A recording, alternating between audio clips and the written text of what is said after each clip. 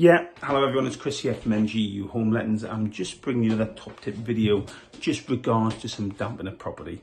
Now this is one of our tenanted properties and it's that famous thing is damp that everyone hates. It seems to come and go straight away. But this is just a prime example where it's been in. Now, things to look at. Looking at your bay window, predominantly it's coming in and you can see whereabouts. So your damp is coming in right down here. So just make sure you're looking at absolutely everything so you can try and identify where it's coming in. So we're going to look externally. Initially pointing looks all right, but let's just go up and have a quick look what it could be, because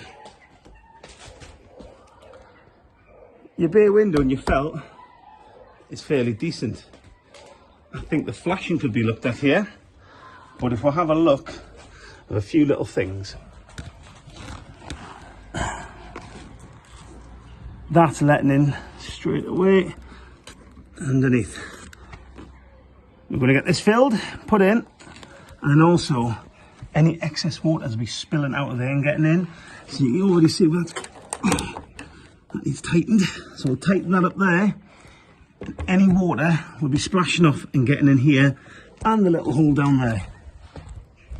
It is as simple as that.